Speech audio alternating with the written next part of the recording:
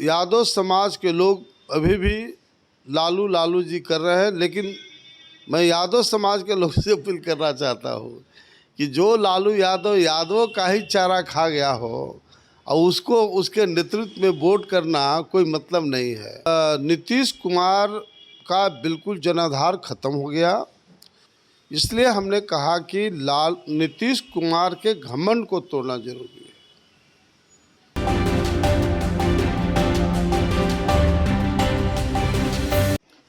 24 घंटों से भी कम का वक्त रह गया है जब बिहार विधानसभा उपचुनाव के नतीजे आ जाएंगे। तारापुर की सीट और कुशेश्वर स्थान की सीट किसके खाते में जाएगी, ये तस्वीर साफ हो जाएगी। उपचुनाव के नतीजों से पहले हम बात करेंगे राष्ट्रीय शोषित समाज पार्टी के राष्ट्रीय अध्यक्ष नागमणि जी से। और पहचान सिर्फ ये नहीं है कि ये राष्ट्रीय शोषित समाज पार्टी के राष्ट्रीय अध्यक्ष हैं, बिहार की राजनीति के बड़े नाम हैं, कद्दावर चेहरे, बिहार देश के पूर्व केंद्रीय मंत्री और देश के हर सदन के सदस्य रहे। तो इस पूरी सियासत को समझने की कोशिश करेंगे, क्योंकि इस उपचुनाव में सभी राजनीतिक दलों ने दूसरे उपचुनावों की अपेक्षा ज़्यादा ताकत झोंकी, दूसरे किसी चुनाव की अपेक्षा ज़्यादा साख दाव पर लगी हुई है बिहार के हर राजनीतिक दल की। क्या देख पा रहे हैं सर?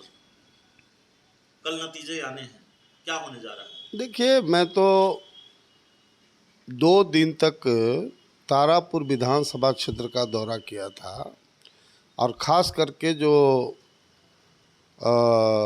दांगी कुशवाहा जो गांव था, उस गांव का मैं दौरा किया था। यूँ तो जो हमारे कोयरी समाज के लोग हैं, ये 2 में से किसी को वोट देना नहीं चाहते थे,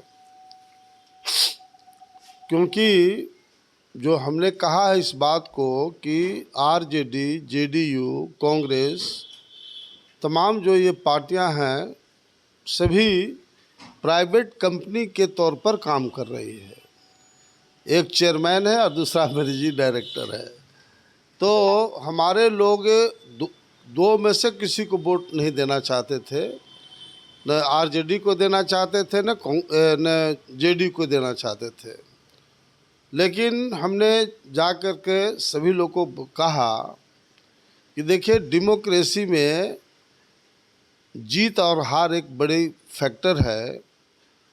अगर हम और आप लोग वोट नहीं करेंगे तो कोई तो जीतेगा ही। इसलिए हमने कहा कि नीतीश कुमार के घमंड को तोड़ना जरूरी है।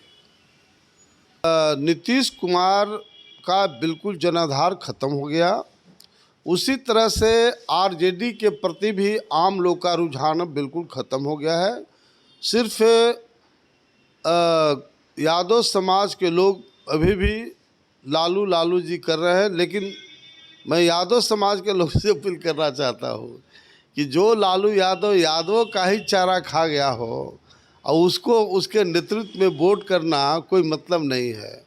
लेकिन फिर भी इस चुनाव में डेफिनेटली है, कल जो रिजल्ट आवेगा, हर हालत में तारापुर का रिजल्ट राजद के पक्ष में आवेगा। चूँकि हम सब लोगों ने काफ़ी मेहनत करके जो वोट इनको नहीं मिलना था वो भी वोट मैंने दिलाने का काम किया हूँ। लेकिन कुशेश्वर स्थान के बारे में मैं नहीं कह सकता, चूँकि हम पार्टी के प्रभारी के तौर पर युवा का जो राष्ट्रीय अध्यक्ष हैं रंजीत झा जी, उनको मैं भेजा था, लेकिन उनसे मेरी मुलाकात हो नहीं सकी, चूँकि लगातार मेरा 4-5 दिन से कार्यक्रम है। आज भी कार्यक्रम है, कल भी गोह वगैरह जाना है, तो इसलिए उसके बारे में नहीं कर सकता। एक आखिरी सवाल है सर हमारा, आपको कहीं निकलना भी है। सवाल ये है कि आपने कहा कि जो वोट आरजेडी को नहीं मिलना चाहिए था, वो वोट भी आरजेडी को मिल रहा है। लालू प्रसाद यादव बड़े कॉन्फिडेंट हैं, बहुत फुल कॉन्फिडेंस में नज़र आ रहे हैं और फुल फॉर्म में नज़र आ रहे हैं। वो कह रहे हैं कि भगदड़ मचा देंगे, सरकार बना लेंगे अगर ये 2 सीटें हम जीत जाते हैं। देखिए, लालू यादव का कोई भविष्य नहीं है।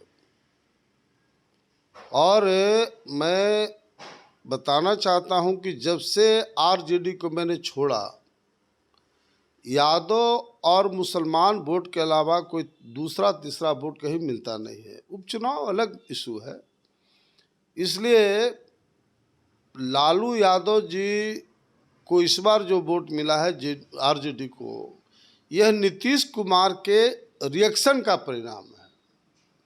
और हम लोग भी इसीलिए सपोर्ट किया कि पहले दुश्मन नंबर 1 नीतीश कुमार को समाप्त करना है, तब लालू यादव से निपटेंगे। लालू यादव का कोई जनाधार है नहीं। मैं बिल्कुल कॉन्फिडेंस के साथ कह रहा हूं कि भविष्य इनका बहुत ख़राब है, क्योंकि इनका जो लड़का है तेजस्वी, ये 8वां फेल है कि पास है कह नहीं सकते हैं। अब बताओ, माने दुनिया चंद्रमा पर जा रहा है और ये 8th 9th फेल आदमी अगर बिहार का मुख्यमंत्री बनेगा तो बिहार का क्या तस्वीर होगा। इसलिए ये बिल्कुल आरजेडी का भी फ्यूचर ख़त्म है, आरजेडी का भी फ्यूचर है। फ्यूचर सिर्फ राष्ट्रीय शोषित समाज दल का होगा, क्योंकि सभी जाति संप्रदाय को लेकर चलेंगे। और जो सबसे बड़ा तबका जो कोयरी और मुसलमान है, ये हम दोनों का समीकरण बना रहे हैं। 100% लोग सहमत हैं इस बात के लिए, चूँकि मुसलमान भी बिल्कुल आरजेडी के खिलाफ हो चुका है। चूँकि 30 वर्षों से लगातार मुसलमान वोट देते रहा, लेकिन मुसलमानों को बिल्कुल आरजेडी नेगलेक्ट करने का काम किया है। इसलिए समीकरण जो हम लोग बना रहे हैं, कल बिहार का वही भविष्य होगा। तो चलिए, जो समीकरण नागमणि जी बना रहे हैं, बिहार का भविष्य वही होगा।